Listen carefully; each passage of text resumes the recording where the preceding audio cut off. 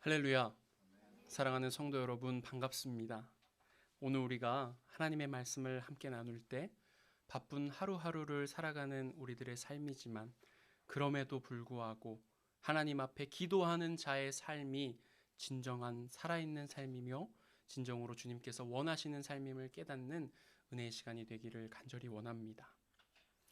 성도 여러분, 우리가 너무나 사랑하는 이 교회란 무엇일까요?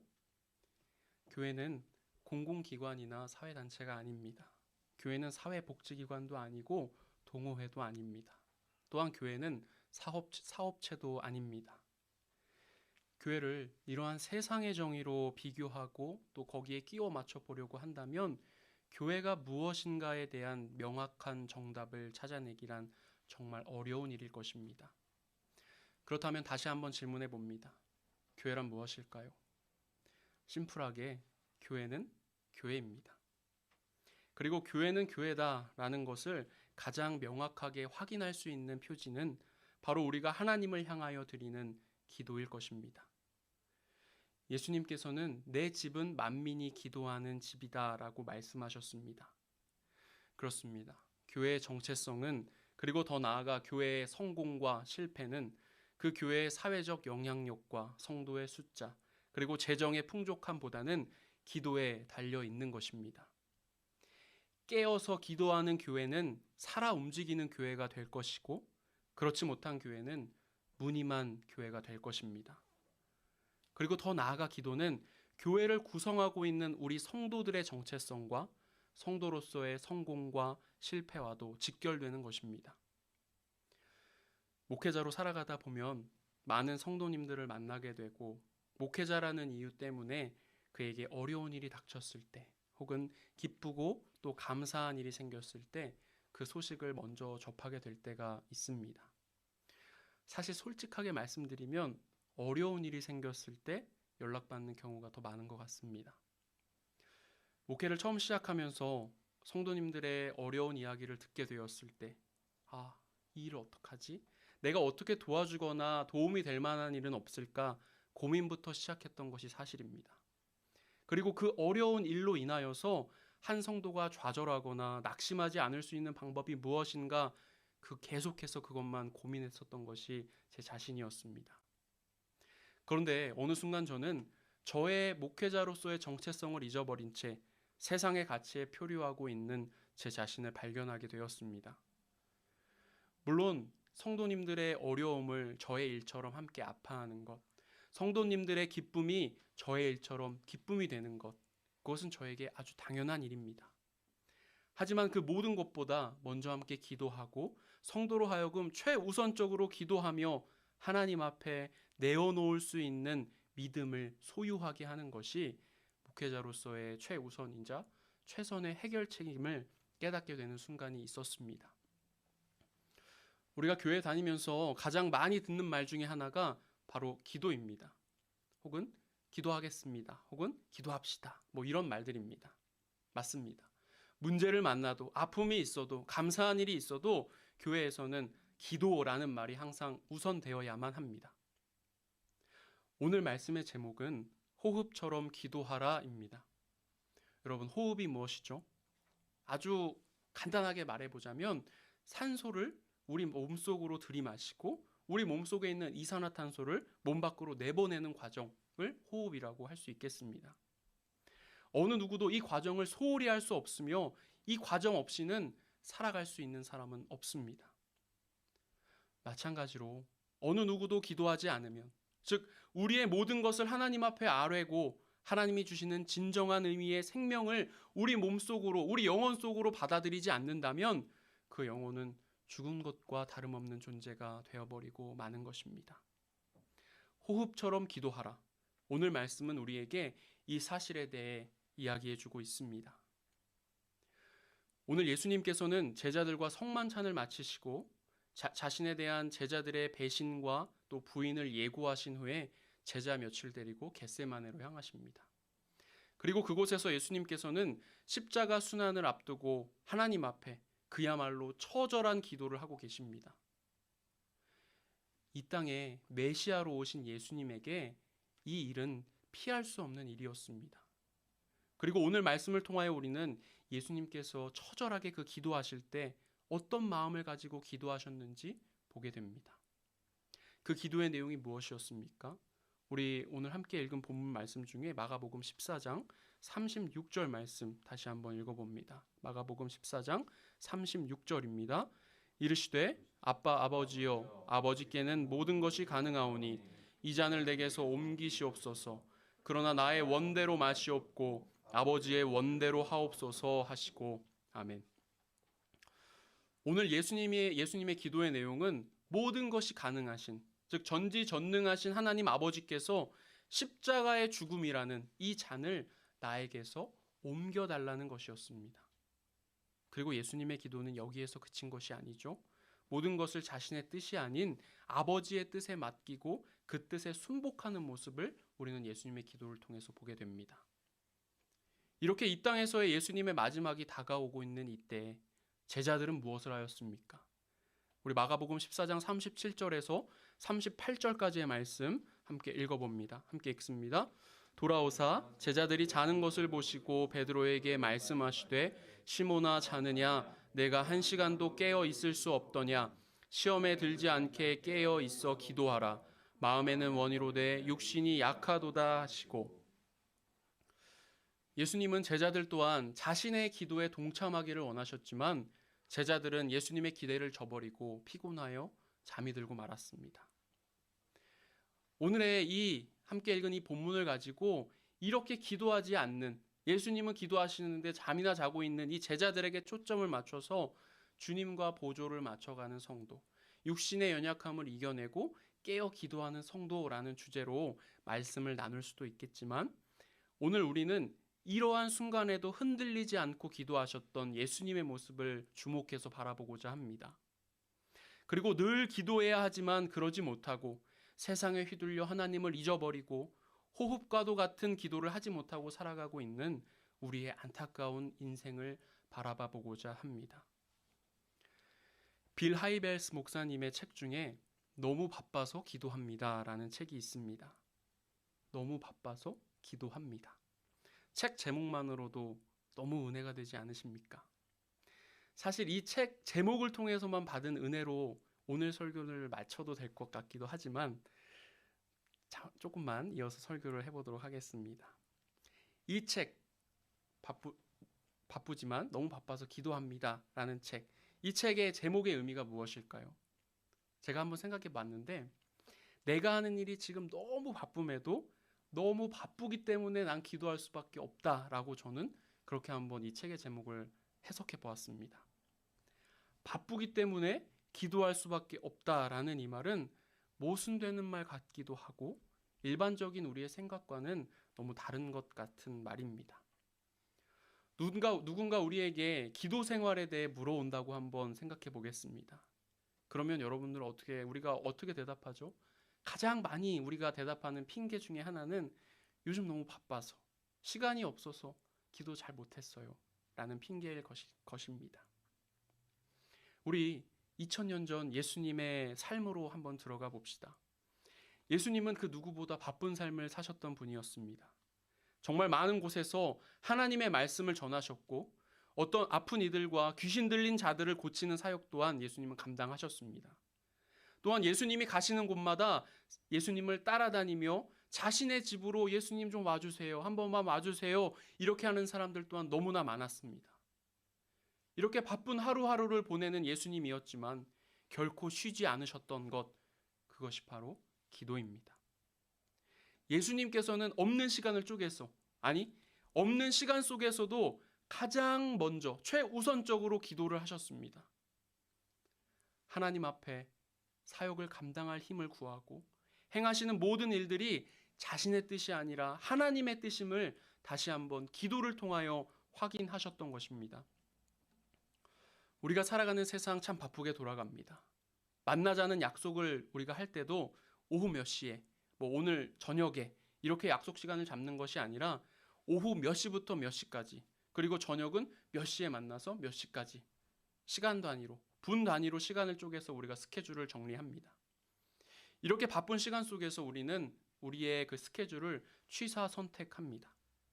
꼭 해야 할 것과 그렇지 않은 것들을 분류하고 하지 않아도 되는 것들은 과감하게 지워버립니다. 그런데 하지 말아야 할 것, 뒤로 미루거나 생략해야 할 것들 중에 기도하는 시간이 포함되는 경우가 참 다반사인 것 같습니다.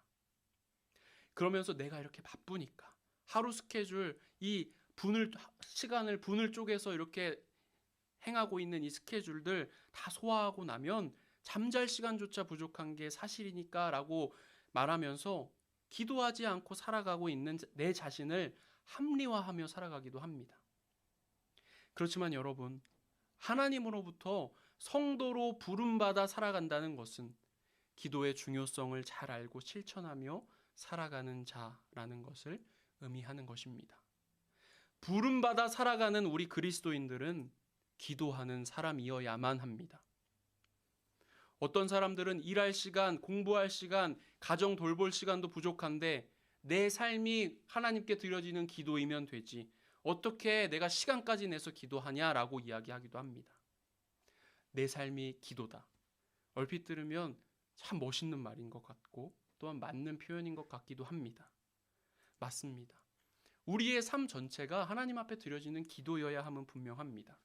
하지만 이런 멋진 말들로 스스로를 그리고 하나님을 우리가 속이며 살아가서는 안 됩니다.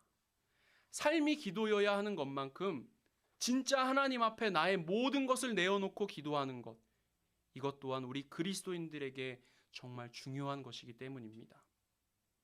지금 우리는 모든 일들의 순서를 바꿔야 합니다. 바쁠 때일수록 기도해야 합니다. 바쁠 때일수록 기도하지 않으면 영원히 기도하지 않게 됩니다. 그리고 기도하지 않으면 하나님과 동행하는 삶을 살 수 없게 됩니다. 성도 여러분, 지금 너무 바쁘시죠? 그렇다면 지금이 기도해야 될 때인 줄로 믿습니다. 다음으로는 2000년 전 예수님을 둘러싼 현실들 때문에 예수님의 마음이 얼마나 낙심되었을지 우리 예수님의 마음을 한번 바라보도록 하겠습니다. 예수님께 몇 명의 제자가 있었죠? 이러시면 안 됩니다. 예수님의 제자 몇 명이었죠? 12명이었습니다. 예수님에겐 12명의 제자가 있었습니다. 그들은 예수님을 가장 가까이에서 모시면서 하나님 나라에 대한 이야기들을 들었고 또한 예수님께서 행하셨던 많은 기적들을 직접 눈으로 보고 경험한 사람들이었습니다. 그런데 우리는 왠지 이 제자들이 믿음직스럽지가 못합니다. 오늘 말씀에 등장하는 제자들의 모습이 어땠습니까? 그들은 예수님께서 처절한 기도를 하시고 있는 그 와중에도 깨어서 함께 기도하기는커녕 잠이나 자고 있었습니다. 또한 오늘 본문 바로 앞에 나오는 말씀에서 베드로는 예수님께 정곡을 찔리는 모습이 나타나고 있습니다. 우리 마가복음 14장 29절로 30절의 말씀 한번 같이 읽어보겠습니다. 함께 읽습니다. 베드로가 여짜오되 다 버릴지라도 나는 그리하지 않겠나이다. 예수께서 이르시되 내가 진실로 내게 이르노니 오늘 이 밤 달기 2번 울기 전에 내가 3번 나를 부인하리라. 그렇습니다. 예수님께서는 이미 겟세마네로 향하시기도 전에 베드로가 붙잡힌 자신을 부인할 것을 알고 계셨습니다. 그리고 제자 중 하나인 유다는 예수님을 대제사장들에게 파는 것도 모자라서 예수님을 붙잡으려고 몰려온 무리 앞에서 예수님께 입을 맞추며 이 사람이 예수임을 그들에게 알려주기까지 했었습니다. 이 벌어지는 모든 일들을 이미 알고 계셨던 예수님의 입장에서 제자들의 이러한 행동들은 예수님으로 하여금 얼마나 낙심하게 만들고 마음 아프게 만들었을까요? 다른 사람도 아니고 자신이 가장 아끼고 사랑하는 제자들이 배신의 정점을 이루고 있는 상황인 것입니다. 그렇지만 이러한 상황 가운데서도 우리 예수님은 뭐 하셨죠? 기도하셨습니다. 서두에서 제가 목회를 처음 시작하면서 성도들을 위해 기도하기보다는 성도들에게 실제적인 필요를 먼저 생각했었던 부족했던 저의 모습을 이야기했었습니다. 그리고 그것은 성도뿐만이 아니라 제 삶의 모습 가운데서도 별반 다르지 않았던 것 같습니다. 왜 저에게 기도가 최우선이 아니었고 기도의 능력을 그렇게 수없이 경험하며 살았음에도 불구하고 기도가 아닌 세상의 방법을 쫓아 문제를 해결하려 했을까요? 제가 저의 이야기로 이야기했지만 분명 성도 여러분의 모습 속에서 그런 순간들이 분명 있었을 거라고 생각됩니다. 여러분, 그 순간이 바로 기도할 순간입니다. C.S. 루이스의 스크루테이프의 편지라는 소설이 있습니다. 이 소설의 내용 가운데 그리스도인들을 넘어뜨리려고 하는 많은 방법들 가운데 방법에 대해서 베테랑 악마가 초보 악마에게 충고하는 내용이 나옵니다. 그 내용 중에 보면 기도하지 않고 영적인 자각이 없는 사람들은 그냥 아주 잘하고 있는 거니까 그냥 내버려둬도 되지만 하나님을 향하여 기도하려는 사람들, 기도하려는 마음을 먹은 사람들은 무슨 수를 써서라도 기도하지 못하게 만들라는 그러한 베테랑 악마의 충고의 내용이 나타납니다. 우리가 기도를 하면서도 마음 한켠에 다른 생각들이 슬며시 떠오르는 것, 기도보다는 먼저 실제적인 행위들로 인하여서 금방이라도 그 문제가 해결될 것만 같은 마음이 드는 것, 이런 순간들이 바로 이 소설 속에 등장하는 악마들이 무슨 수를 써서라도 기도하지 못하게 만들려고 하는 상황과 같은 것입니다. 뭔가 그럴듯한 생각들이 떠오르지만 그 상황이 바로 우리에게는 악마의 속삭임일 수도 있다는 것입니다. 그럴 때일수록 우리는 더욱 기도해야만 합니다. 사탄의 속삭임과 같은 그 시간들이 지나고 나면 우리는 하나님과 더욱 깊은 영적인 교제를 나눌 수 있게 될 것이고 그 안에서 주님이 주시는 지혜를 얻고 우리의 삶을 이끄시는 주님의 임재를 경험하게 될 줄로 믿습니다. 이제 마지막으로 우리는 2000년 전 겟세마네 동산으로 향하신 그 예수님의 실제적인 상황 속으로 한번 들어가 봅니다. 예수님께서 겟세마네 동산에서 기도하시는 그 순간은 정말로 중요한 순간입니다. 육신의 몸을 입고 이 땅에 오신 예수님의 그 모든 사역의 클라이막스를 앞둔, 그 모든 사역의 완성을 앞둔 순간입니다. 예수님께서는 이 땅에 당신을 보내신 하나님의 목적에 온전히 순종하며 그것을 감당하셔야만 합니다. 그런 일을 앞두고 우리 예수님은 역시나 기도하셨습니다. 그리고 기도를 마친 예수님께서는 십자가의 고난을 향하여 담대하게 나아가셨습니다. 우리 마가복음 14장 41절로 42절까지의 말씀 한번 같이 읽어봅니다. 함께 읽습니다. 세 번째 오사 그들에게 이르시되 이제는 자라 쉬라 그만 되었다 때가 왔도다 보라 인자가 죄인의 손에 팔리느니라 일어나라 함께 가자 보라 나를 파는 자가 가까이 왔느니라. 기도는 우리를 준비시킵니다. 우리가 기도하면 하나님은 자신의 뜻을 우리에게 분명하게 보여주십니다. 기도하지 않는 사람은요, 어떤 일이 다가왔을 때 속수무책으로 넘어지고 맙니다. 지금 앞에 다가온 그 일들이 자신의 머리로는 도저히 해석되지가 않기 때문입니다. 하지만 기도하는 사람은 모든 일에 대해 아버지의 뜻을 구함으로 하나님께서 나에게 그러한 일들을 겪을 수밖에 없게 하신 의미를 깨닫고 이해하며 또한 그것에 순종하며 살아가게 됩니다. 하지만 여러분, 우리의 실제적인 삶의 모습이 어떻습니까? 머리로는, 마음으로는 어느 정도 그 뜻을 이해하지만 이것을 온전히 믿고 그렇게 살아가는 것, 이것은 정말 쉬운 일이 아닙니다. 저도 100% 공감합니다.